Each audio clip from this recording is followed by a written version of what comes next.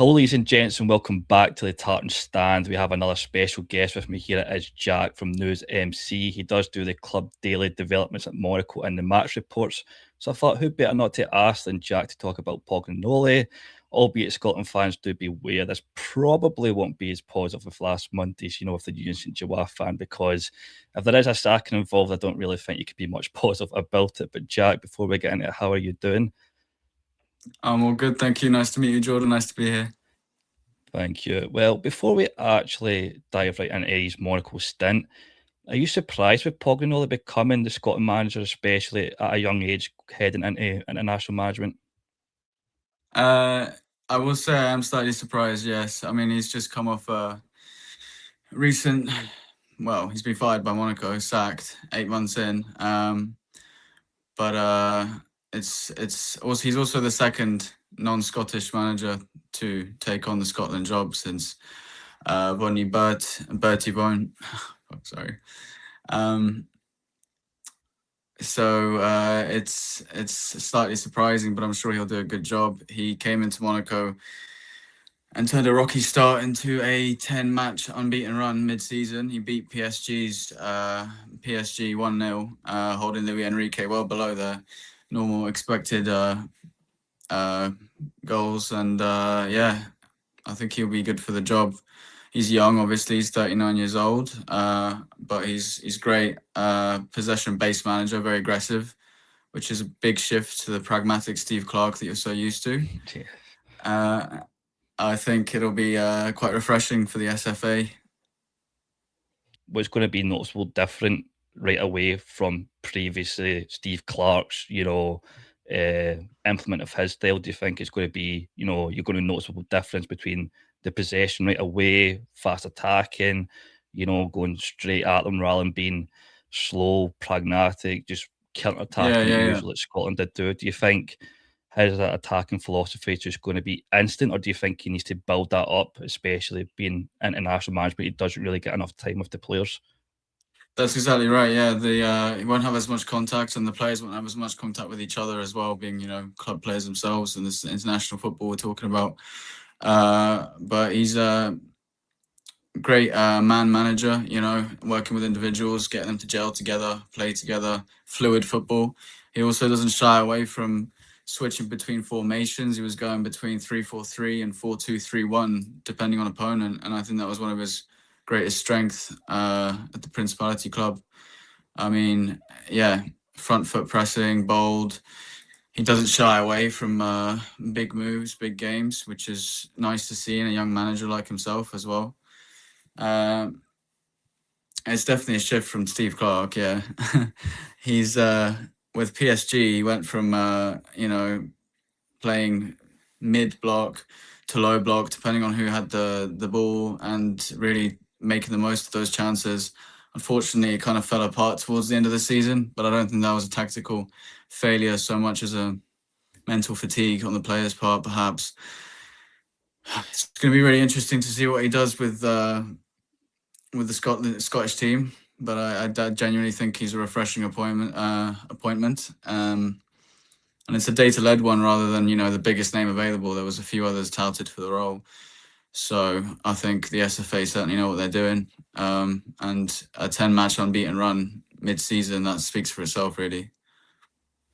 He obviously had enormous pressure at Monaco. I spoke with Edgar, the Union St. Joa fan. He was glad he never really experienced pressure at Belgium. He was at 10th place at the club, and the fans never really got back on his back because it is like, don't really have that much expectation.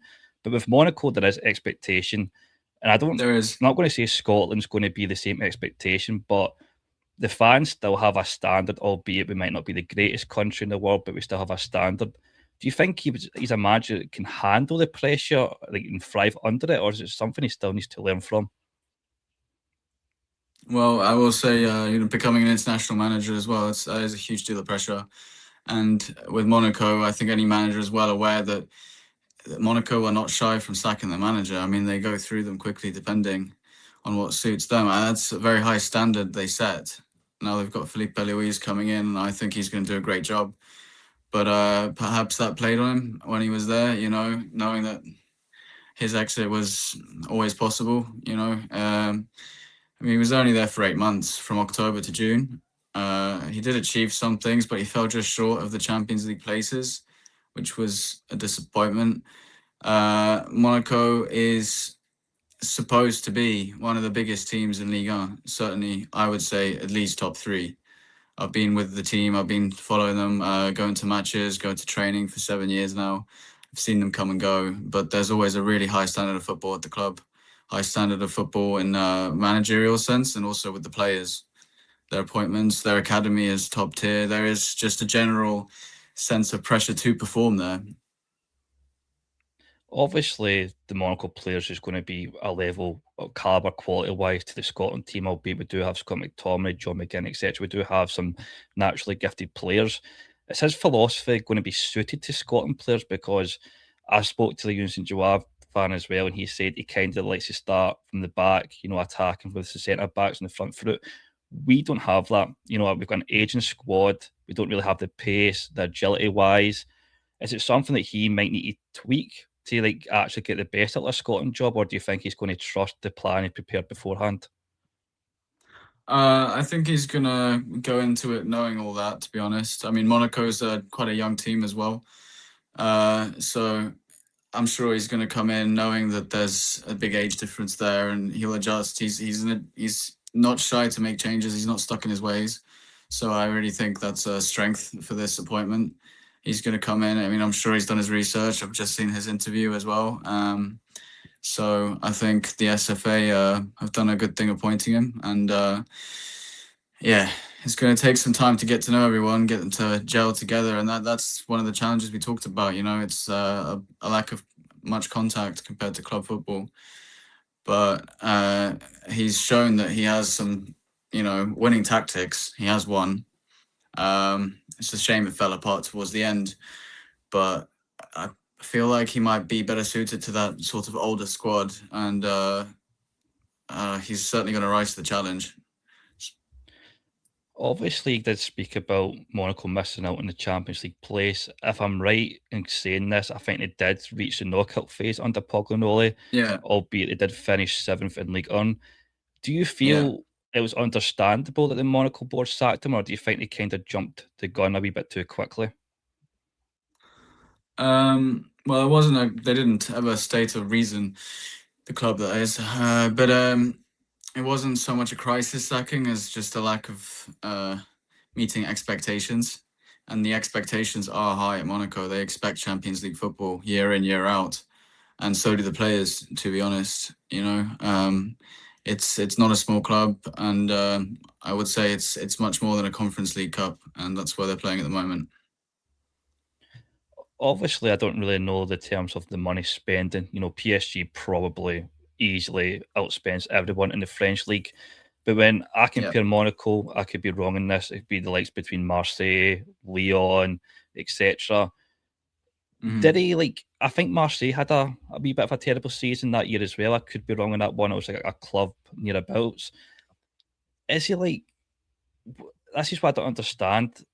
If they're competing with those same state of standard of clubs, there's always maybe not always going to have a wee bit of an off season, but it's like that. Obviously, you said they never really jumped the gun. It wasn't really a crisis. It just wasn't meeting expectations. But is it is it sometimes just maybe the league is a wee bit competitive and maybe just give the guy an extra year to get the players and he actually wanted, like you said, he came in October, never had a full summer transfer window.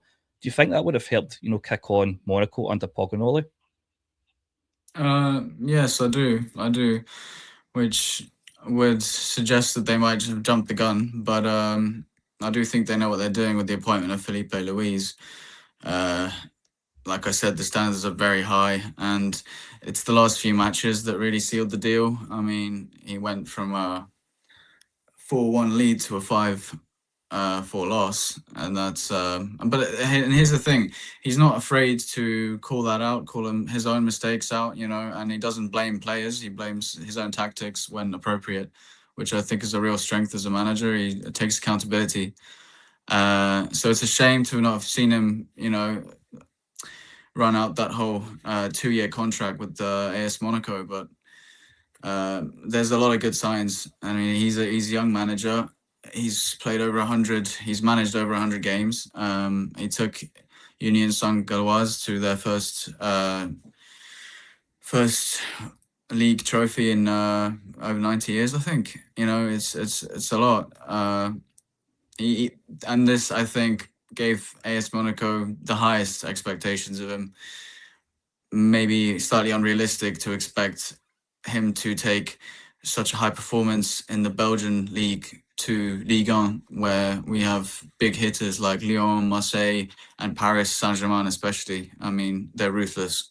And that just shows how impressive his 1-0 win was over them. And that was a prime example of his fluid and dynamic managerial style. He adjusted to the game, he adjusted his players to the game, and he got the win in the end.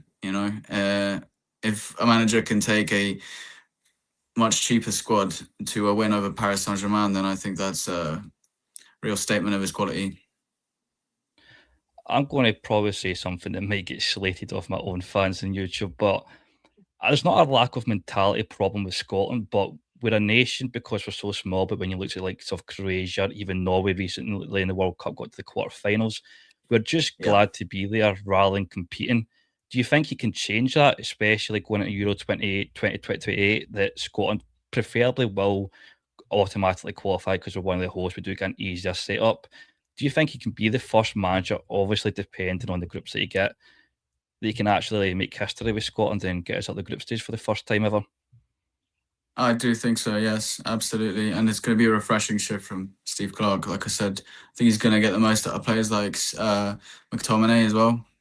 So I'm looking forward to seeing how that works. But he's competitive, he's fluid, he's aggressive, doesn't shy from front foot pressing. He's not shy. He doesn't shy away from big challenges like PSG and a lot of the teams that Scotland will face in the Euros. Well, they're not going to be of the same quality as Paris Saint-Germain, and I think he's good at getting the most out of players.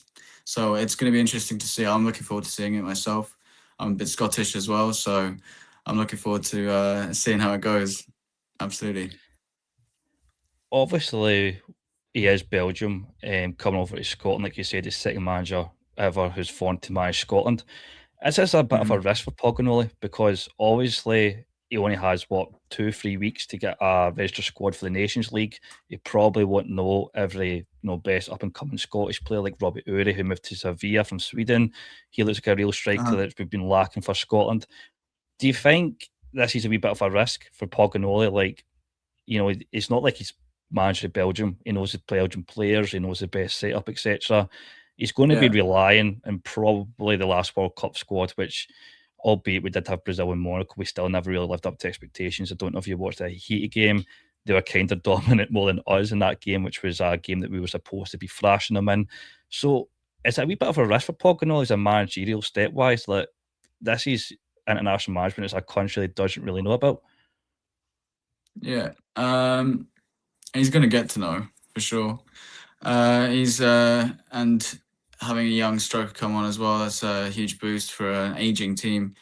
It's going to be great for the team, and he's going to make the most out of it, I'm sure. Like I said, he's not shy away from a challenge. I do think he's going to get the squad working in the best formation possible per opponent. That's another big thing as well. So he will adjust to each opponent as the game comes, and that's it's a question of how the players take to him. He's a likable guy. He takes accountability in press conferences, doesn't shift the blame, which I think makes a big difference. I've seen some press conferences, and yeah, he's a likable character. It's just a wait and see how the players get on with him, but I'm sure that's not going to be an issue.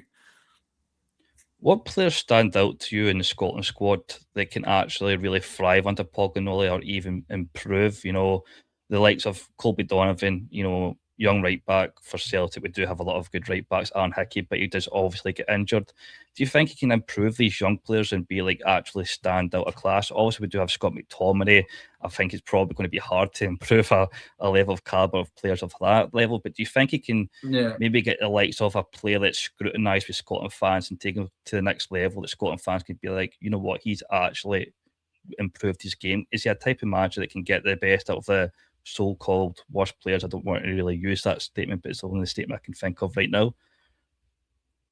Well, he's also a young manager, and one that doesn't shy away from a challenge. I think that might motivate the younger players, and he'll see the value in promoting them as well, putting them in big situations, getting the most out of them for sure. And yeah, Scott McTominay, you can't improve much there. He's world class at this point. I mean, he's done so well with Napoli. It's lovely to see that from his Man United days to that. It's brilliant. Yeah, he's. I think he'll get the most out of the younger players, especially, and get them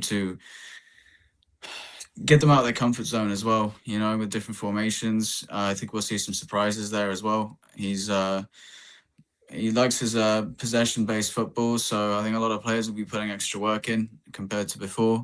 Put their best foot forward.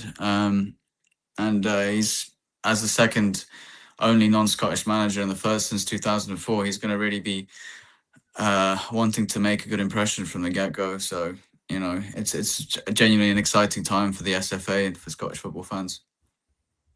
Now that he's obviously took the Scotland job, what part of his Monaco experience do you think that will help him the most? And which one of the experiences at Monaco he would obviously want to avoid, especially leading up to his sacking?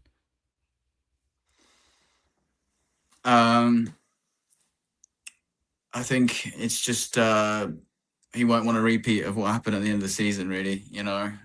That breakdown in mentality, which he's addressed in press conferences after some disappointing losses. So I think those were learning lessons for him, and he'll be keen to turn that around with the Scotland football team. He's going to be focusing on the mentality side of football as well, not just tactics, but also, the mental, the emotional side of things. He'll be really wanting to make the most. He's going to analyze the weaknesses before he works on the strengths, I think, as well. So, yeah. Obviously, with the Nations League coming up, we do have Slovenia, North Macedonia, and Switzerland. Is that a group that can, maybe help him? Obviously, the Swiss is probably going to be favourites for the league, the top of the group. But do you think the likes of North Macedonia and Slovenia, no disrespect to Liam, is maybe a good opposition to actually come into the game with his tactics and be like, this can give us a massive confidence boost if we do get the wins? Oh yeah, absolutely, yeah. And he's not going to be complacent just because it's North Macedonia. No offense to them, because he had some losses in Liga, which don't make sense really, given that he's beaten PSG. The big dogs in the league. I mean, they're absolute giants, and then he's drawing with Auxerre. And that was one press conference he was particularly critical of himself with. So I think he's learned some lessons in his short time in Monaco, and he'll be applying those lessons where appropriate going into those games with Slovenia and North Macedonia. And not taking it for granted either. Obviously, I will do a wee final recap question here. It's just going to be a simple one. For Scotland, do you think it'll be a success, or do you think maybe the international management could be a wee bit of a risky feature just going into it head on? I think it was a data-led process that led to his appointment with the SFA. I think it would perhaps be a mistake to only look inwards. I think they know what they're doing. They've gone for the best man for the job, not just the biggest name on the international stage. That is, he's young. He has done very well in Belgium, not so well with AS Monaco, but huge expectations there, huge expectations, and really, really tough opponents. I'm of personal belief that he'll do very well with Scotland. Let's see. But he's learned some lessons in Monaco, and I'm sure he's going to be growing from that. Like, he's 39 years old. He's had a 10-match unbeaten run, which was brilliant. 7 games straight wins from a rocky start and an unfortunately poor run at the end. But he's I think he'll rise to the challenge. I think he'll make the most out of the younger players in the squad. Get them out of their comfort zones. He'll motivate people on an individual level, and he'll get the squad to gel well. I mean, given that it's very close to no contact, between them, as an international squad. And I think one of his key strengths there is his he's so flexible tactically with the formations. Even in a game, he'll change from mid block to a low block, unlike Steve Clarke. So I think it depends on how the players themselves adjust to him, but I think he's the man for the job. Yeah. I know I said last question, but I kind of actually want to ask you something. As Scotland is an old and aging squad, and he is a young manager, do you think it'll be kind of hard to bring over the ones that are even older than him? We've got some 40-year-olds in our squad, and Craig Gordon, etc., Yeah. which is mental. Do you think that'd be hard to win them over? Do you think what he is a man? Because I remember his West Brom days, he was very vocal, very demanding. Do you think he is going to be like that in the dressing room rather than the touchline, and that's going to win over the older players relying on a younger manager? Well, he's the big boss for a reason. He's been appointed as the manager for a reason. I don't think he'll shy away from the challenge of getting the older blokes to listen to him. Not at all. Yeah. I think he understands the importance of the dressing room and having the dressing room on his side. Monaco fell apart towards the end of the season for a lack of mental stability, I think, rather than tactical. And he's going to be wanting to avoid that again with Scotland. So I think he's going to come in hard, and yeah, he knows the importance of getting both the young players and the older players on side. And obviously, AS Monaco is a much younger squad overall compared to the Scottish one. But I think he'll make the most out of them, and I think he'll adjust his own expectations and tactics to suit the squad as well. So I don't think we should worry about that too much. But yeah, I think he'll get the older players on his side. They're all there to win, to get good results, to do better than last year and the year before that. So yeah. Well, thank you so much, Jack, for coming on. That was actually a wee bit more positive than I thought it was going to be. That's why I kind of wanted to bring you on from his Monaco stint. But if you have enjoyed this video, please hit that like button, subscribe. And of course, if you are listening over on Spotify, hit that follow button as well. And for now, I'll see you all in the next video.